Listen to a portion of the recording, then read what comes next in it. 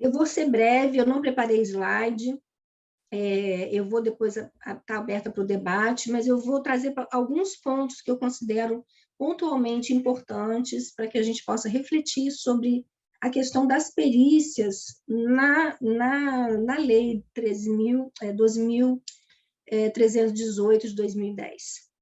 O primeiro ponto que eu tenho para dizer para vocês é a minha impressão como psicóloga do Poder Judiciário há 22 anos. Eu tenho a impressão que os psicólogos ficaram magoados com a publicação da Lei 12.318, porque a sensação, ouvindo os colegas e participando de alguns debates entre nós, psicólogos, rolou uma certa mágoa de essa lei existir sem que houvesse um amplo debate envolvendo o lugar do psicólogo nisso tudo. Foi dada a nós a tarefa de definir se há ou não alienação parental, e até mesmo de opinar ou não por uma inversão de guarda, porque tem juiz que quer que você escreva ali no detalhe, o pernoite de tal hora a tal hora, se vai a criança dormir com aquela presença da pessoa lá na casa do outro ou não. É quase que transferir para nós a decisão judicial. E parece que paira, né, perpassa uma certa mágoa de que foi, na verdade, a gente teve que, desculpa a expressão, entubar uma lei onde nos foi dado esse lugar de dizer a verdade e dentro da nossa prática como psicólogos, nós temos o nosso juramento profissional que diz lá no nosso código de ética que eu jurei isso, que eu vou trabalhar para não violação de direitos humanos. E quando eu falo de não violação de direitos humanos, eu preciso pensar que direitos humanos é também do pai, é também da mãe, e é também da criança e do adolescente. É de todas as pessoas que eu atendo. Esse é um primeiro ponto que a gente pode trazer para o debate. Talvez esse debate seja muito amplo, a gente não vai conseguir fechar, mas é para nós pensarmos. E com isso, meus amigos, eu percebi ao longo do tempo que quando a lei veio, grande parte dos psicólogos simplesmente disseram: eu me nego a falar essa palavrinha mágica, alienação parental, porque não é meu lugar falar de nada que puna as pessoas, porque o meu lugar é de acolhimento, o meu lugar é de aceitação das pessoas do jeito que elas são, com as suas dificuldades, com as suas fraquezas, com a sua raiva, com a sua dor. Eu sou psicóloga e eu preciso entender sobre isso e acolher a pessoa que está doída nesse rompimento pelo divórcio, nesse rompimento de uma relação, de uma instituição casamento. Então, isso é uma questão. Então, e uma outra questão para nós pensarmos relacionado a isso que eu estou dizendo é que, infelizmente, nem todos os advogados são como vocês. Infelizmente, nem todo advogado é parceiro da equipe.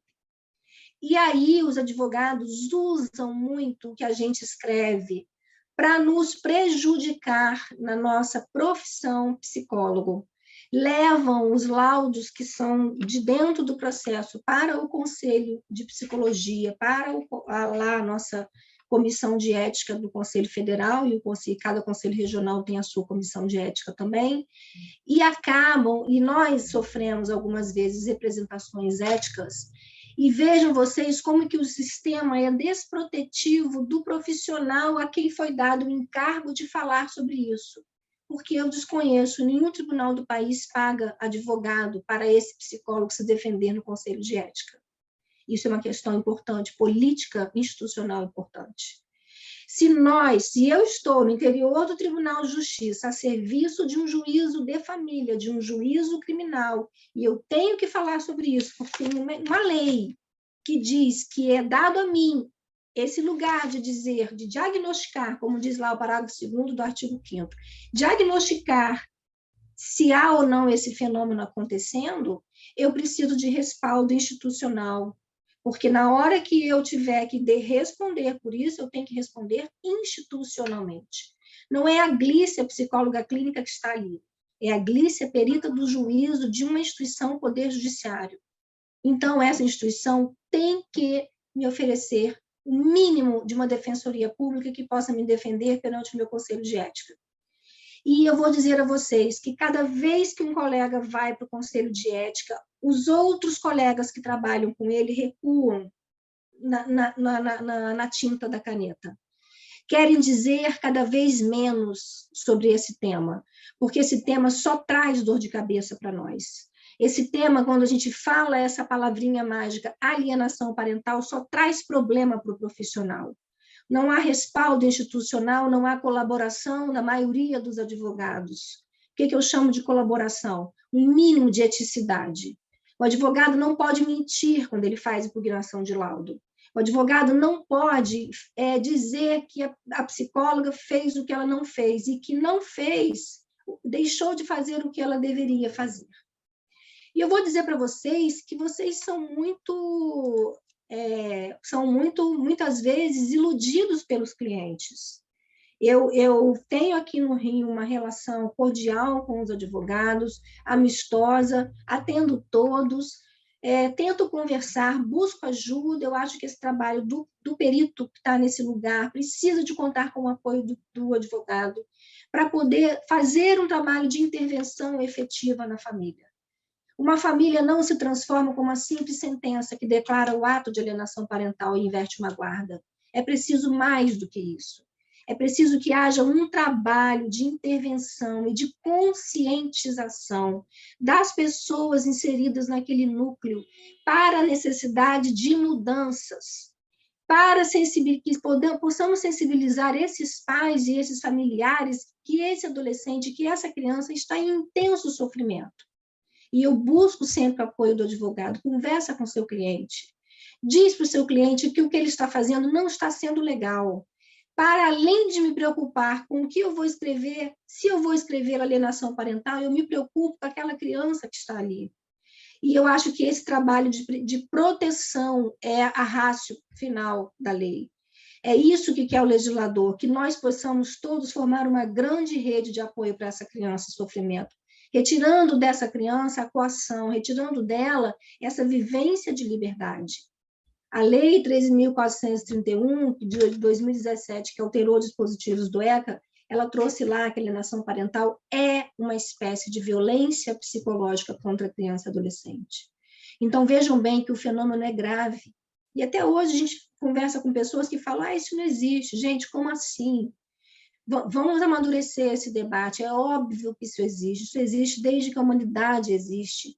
E essa lei veio dizer que a legislação, que a nossa comunidade, a nossa sociedade não tolera mais isso como algo banalizado que sempre existiu nas famílias.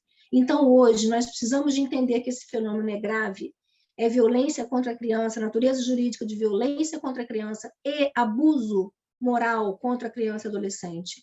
É abuso porque retira a criança do lugar dela, de expressar o que sente. E esse adulto invade essa subjetividade infantil, retirando da criança o pensamento e a liberdade e o afeto dela. E é uma violência psicológica porque ela faz uma espécie de retira dessa criança a possibilidade da subjetividade, de ela ser ela, de ela poder expressar o que sente, poder dizer que gosta ou que não gosta, mas sem ter que agradar ninguém e nem ter que compactuar com ninguém. Porque quem se separou, vamos nos lembrar, foram os pais. A criança não se separa dos pais. Eu hoje ouvi relato de uma aluna, me passou um direct no Instagram, e ela falou uma coisa muito linda. Ela sonha até hoje que os pais se separaram há 15 anos, e ela sonha com os dois juntos até hoje. E ela me botou assim, profa, tudo que nós, filhos de pais separados, nos queríamos é que os nossos pais, mesmo separados, fizessem parte do mesmo time. Eu achei aquela metáfora muito interessante, porque a criança, quando olha os pais separados, ela não vê os dois no mesmo time. Ela vê dois times em campo, e ela vê dois adversários. E ela fica nisso tudo muito dividida, se sentindo responsável, inclusive, pelas infelicidades e amarguras que, porventura, A ou B, ou A e B venham apresentar. Por isso, nós não podemos aceitar. Por isso, eu digo, então, na reunião onde eu participo desse debate, se eu estou violando os direitos humanos, eu digo que não. Porque o que está em jogo ali é violação de direitos humanos, mas nós temos que fazer uma ponderação que nós estamos falando de vulneráveis. A criança está mais vulnerável ao conflito do que o adulto. O adulto tem mínimo de elementos para lidar com aquele luto do divórcio, com a perda e com a amargura, com a raiva. A criança não tem. Então, é muita covardia usar a criança como instrumento de atingir o outro. E por isso eu entendo que a lei está boa quando fala que nos foi dado esse lugar. Eu só faço a crítica para que a OAB, os tribunais, o Ministério Público se unam e consigam criar um sistema de apoio a essa rede de profissionais a quem foi dado lugar para falar sobre isso. Porque, volto a dizer, nós estamos sem apoio, tá? Isso é fato. Segundo ponto que eu acho importante a gente falar, item 2, a perícia trazida pela lei da alienação parental não é uma novidade para nós psicólogos.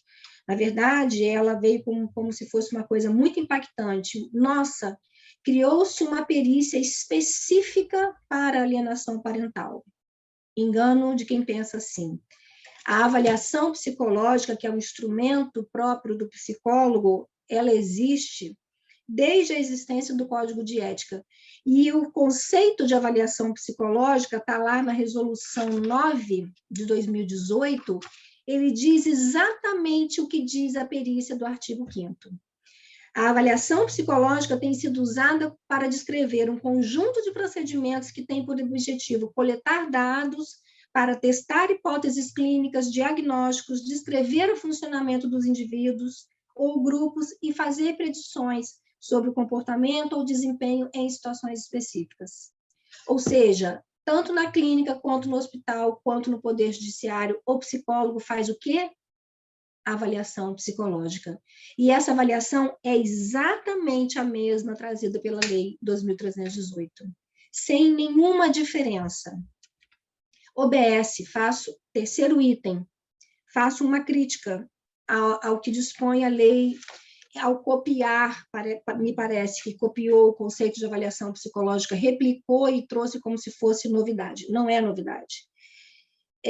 Lá no parágrafo 2º do artigo 5º, está dizendo lá, parágrafo 1º, está dizendo lá que o laudo pericial terá ampla avaliação psicológica ou biopsicossocial, psicólogo ou médico assistente social e psicólogo, conforme o caso. Exemplo, um caso em que envolva alguma notícia de abuso, vai precisar de médico, porque a criança passou pelo ML, porque a criança tem um pediatra que vai poder melhor dizer sobre algum fenômeno que esteja acontecendo, decorrente do fato que aconteceu com ela.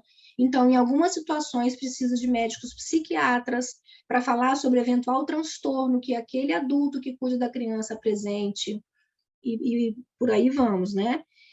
Compreendendo, inclusive, o laudo pericial, entrevista pessoal com as partes, exame de documentos dos autos, já fazemos isso, histórico do relacionamento do casal, já fazemos isso, e da separação, já fazemos isso, cronologia de incidentes, já fazemos isso, o que veio antes ou depois, qual é o histórico dessa família, a criança morava com quem, agora mora com quem, como é que é o arranjo de convívio dela com as pessoas da família, esses incidentes, o que veio antes e o que aconteceu a seguir.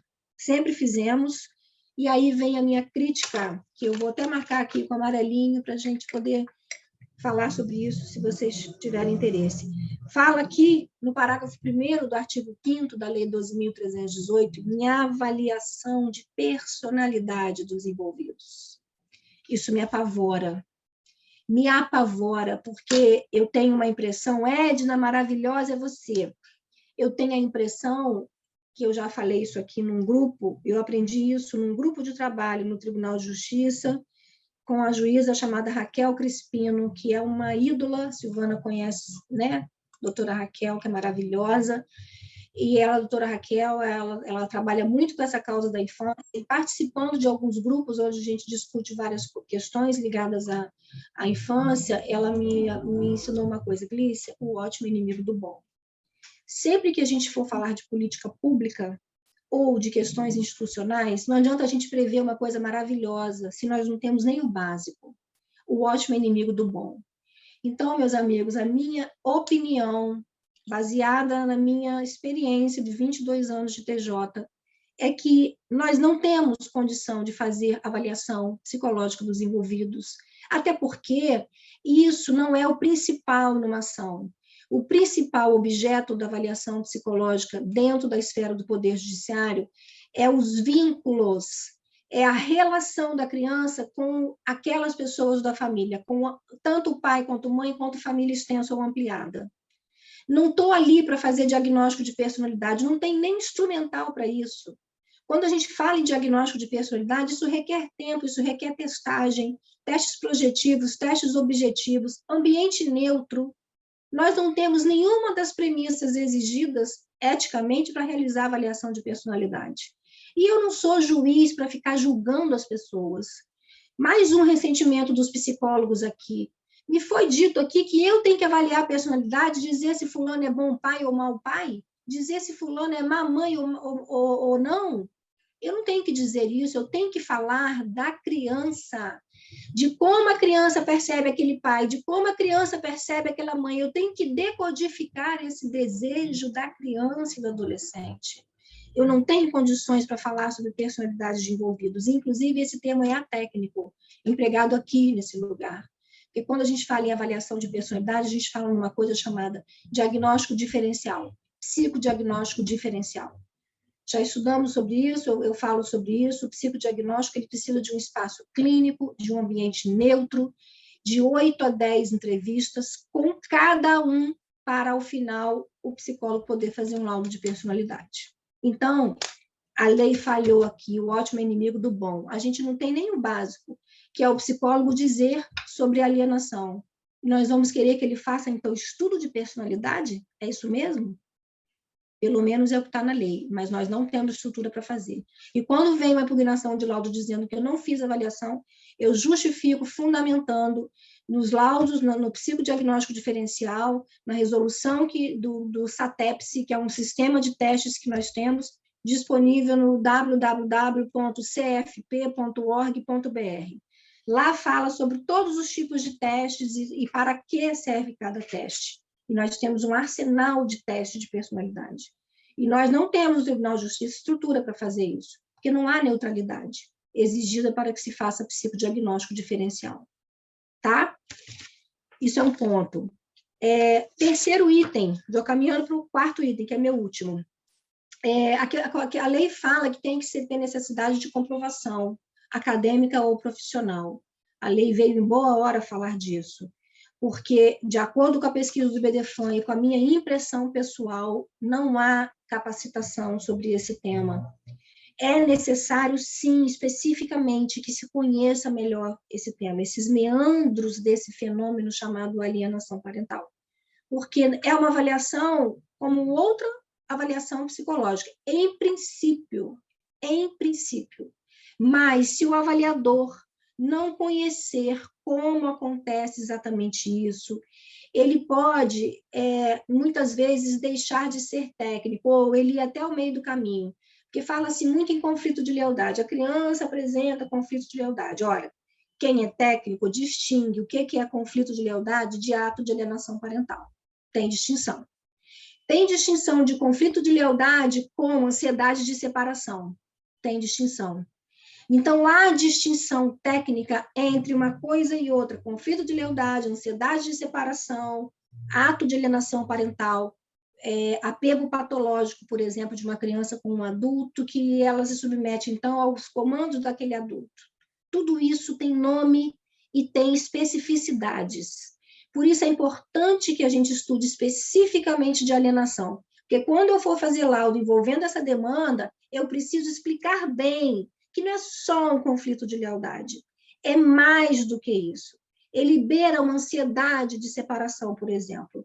Ele é uma espécie de apego patológico, no caso concreto, por exemplo. Não é só conflito de lealdade. Porque conflito de lealdade virou uma coisa qualquer em todos os processos em que tem conflito. E daí não precisa do psicólogo falar isso, né, gente? Então, essa é a crítica que eu faço, que é importante a capacitação, e essa foi, sim, uma realidade trazida pela pesquisa do IBDFAN, falando que há uma carência de profissionais capacitados, e eu concordo, né, com isso absolutamente. Item 3 da minha colocação.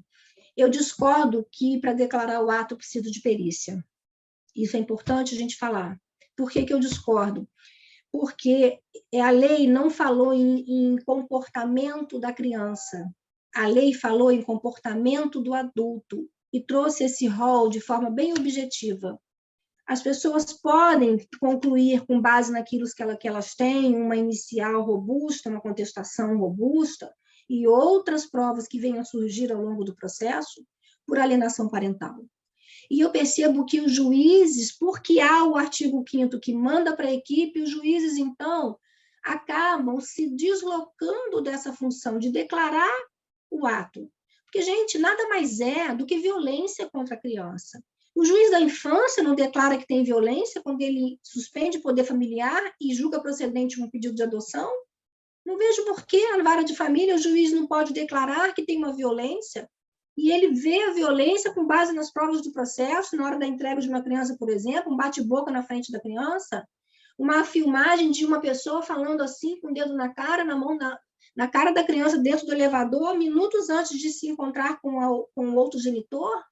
Não há provas, então, de violência? A criança coagida ou laudo médico dizendo que tem lesões psicossomáticas de cunho emocional? Não dá para divertir esses pais para pararem de brigar?